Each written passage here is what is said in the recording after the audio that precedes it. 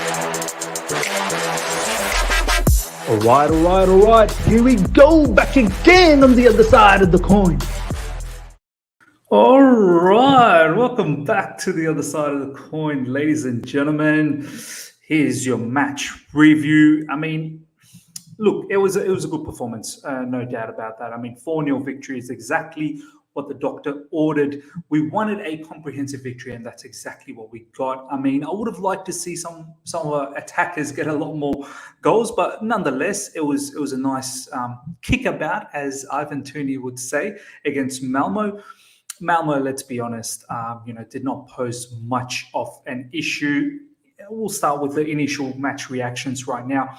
I mean, look, overall, as I said, goals from Andres Christensen, 2 goals from Jorginho, 1 goal from Kai Havertz, which was a very important goal from Kai's perspective. But Malmo honestly did not pose any sort of threat. We'll look at the stats. I think they had about 2 shots to our 18 or 19 shots, which we'll look into the stats very soon. But they didn't press high enough. They didn't defend well enough. They didn't string too many passes enough as well. But, kudos to us. We played really well. We had great energy from the start of the match. Mason Mount's pressing was a big difference maker in the first half as well. As the match went on, obviously everyone's energy levels dips. But yeah, as I said, I mean, overall was a nice day. And besides the weather, which was raining, it was a good result for us, a good confidence builder for us. I hope off the back of this, we can take it and really now smash Norwich during the weekend.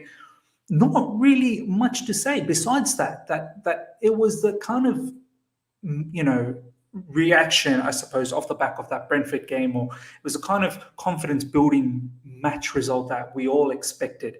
As I said, probably expected a little bit more from our attacking players, but nonetheless, it was all okay. Let's get into the lineup thoughts. This is how we lined up, ladies and gentlemen. I'm just going to zoom out of this a little bit.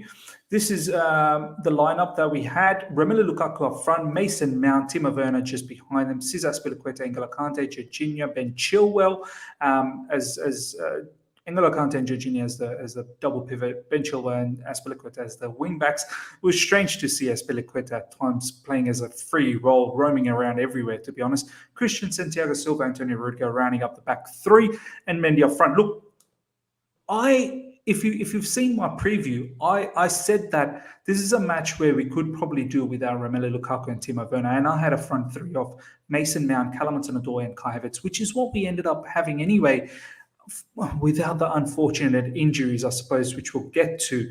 But you know what? Look, a lot of the fans were saying that we need to go in with our strongest team, which is fine. We need to win this game, ensure that we are in the chase for winning the particular group in this Champions League. Juventus ended up winning, I believe. We'll have a look at the scores elsewhere. But yeah, besides that, I probably would have liked Azpilicueta as the RCB and Reece James as the right wing back.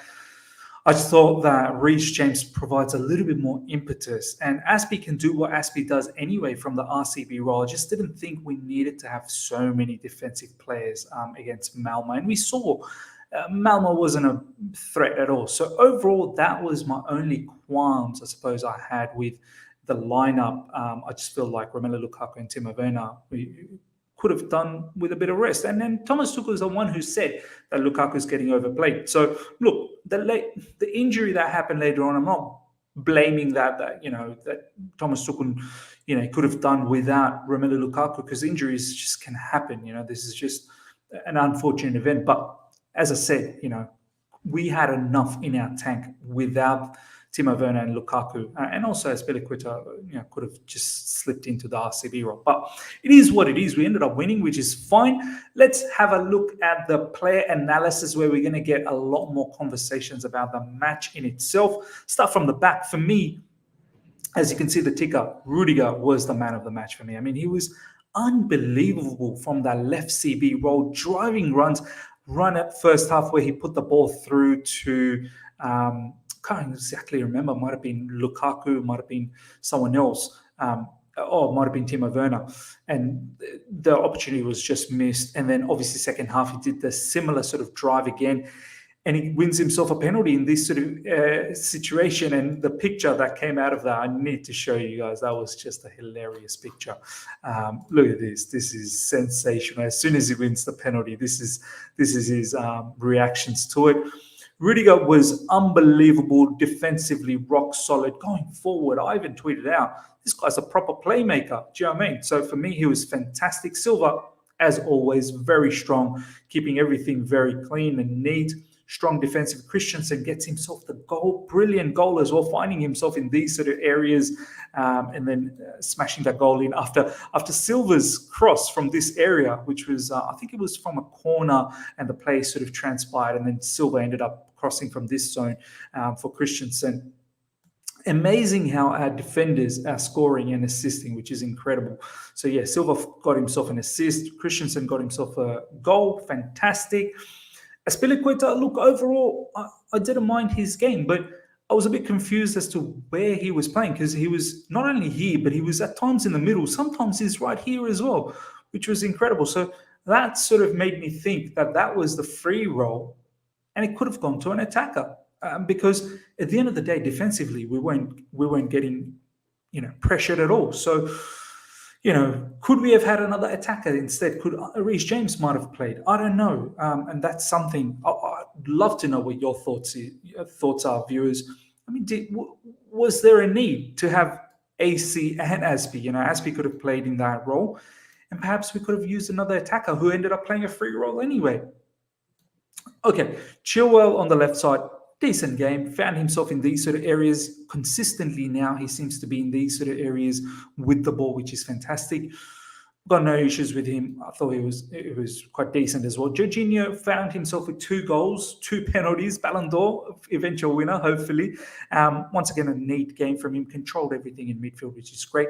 Kante, look, I don't have a complaint with Kante. Kante was fantastic up until he got substituted, obviously. The thing that I want to see is Kante finds himself in tasty situations around he, and these areas. And I feel like that's where, if we have a proper playmaker, we get a lot out of it. But Kante's benefits are when he's in these sort of areas, winning the ball back. So many times he won the ball back in these sort of areas, interceptions as well. And that's where I see, okay, fine. That I understand why we use Kante, but it's when he goes into these areas, I'm not too comfortable with Kante on the ball, and he ends up making wrong decisions as well. So that's a bit of a conundrum for us down the track as to what we want to do. What do we want to do? I mean, do we go against teams like Malmo with 1-6, 1 DM, and then we have another attacking midfielder? It's something to think about, because we have 3 defenders anyway. But once again, I want to see what you guys have to say. That's something I would change.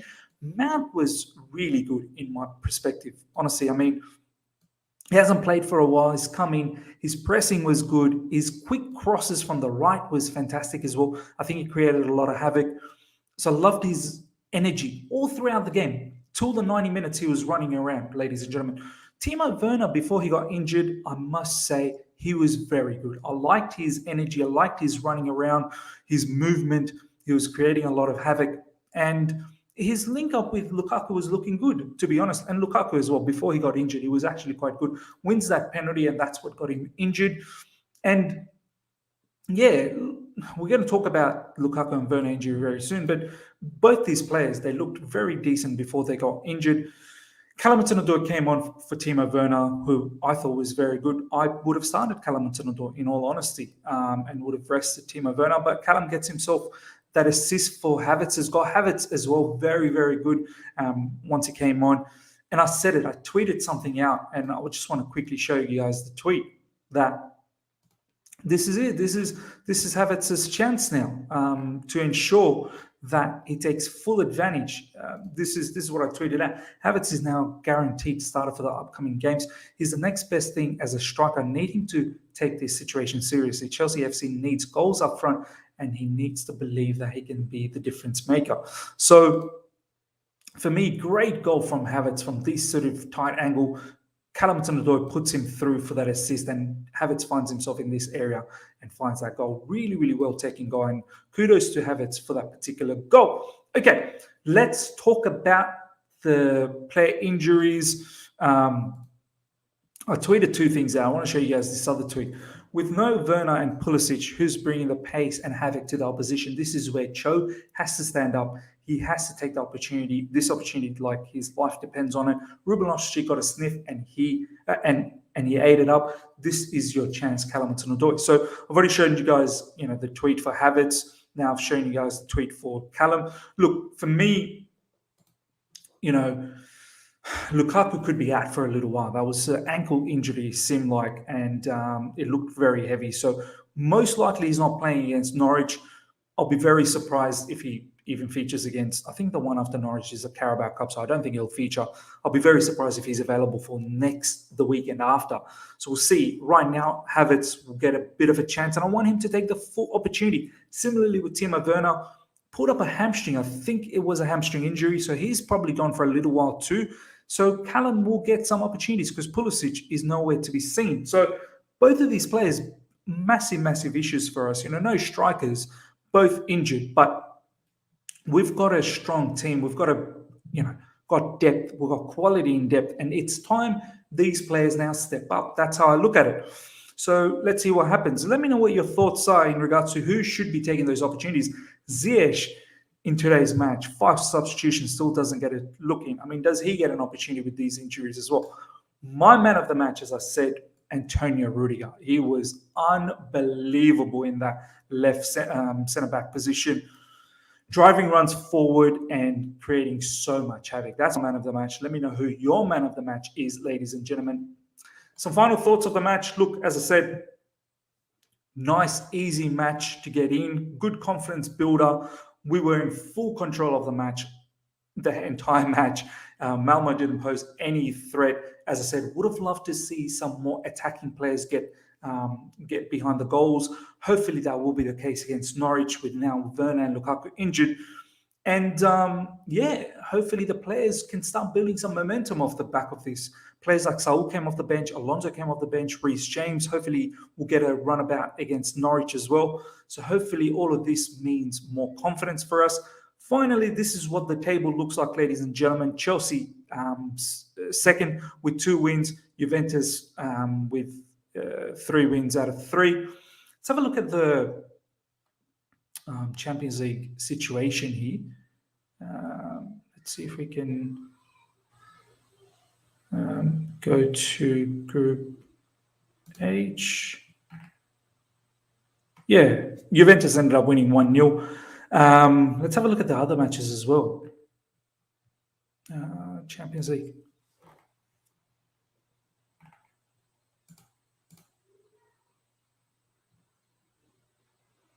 Maybe I can just go from here. Because Man United did a bit of a madness. Come on. Yeah, let's have a look at this. Yeah, Man United came back from behind 3-2. Incredible. Bayern Munich 4-0. Barcelona 1-0. Villarreal 4-1. Salzburg 3-1. And yeah, that's our group, which Chelsea won 4-0 and Juventus 1-0. Really thought Atlanta was going to get that victory. They were 2-0 up and ended up being 3-2. But yeah, ladies and gentlemen, let me know what your thoughts are. Let's see what Chelsea are tweeting out just quickly before we lock things off. Smash the like button if you've enjoyed the video, and if you're here for the first time, subscribe, hit the bell notification as well. Here's what Chelsea had to tweet out. Let's have a look at some of these pictures. Jorginho with 2 goals. Mendy was just we didn't talk about Mendy. Mendy had nothing to do, ladies and gentlemen. Honestly, he had nothing to do. It was good off the back of that Brentford game. Honestly, he deserved that rest. Dominant display. We saw that picture of Rudiger. I think this is the best way to end this particular video. So yeah, hope you guys have enjoyed this. Until next time, everyone. See ya.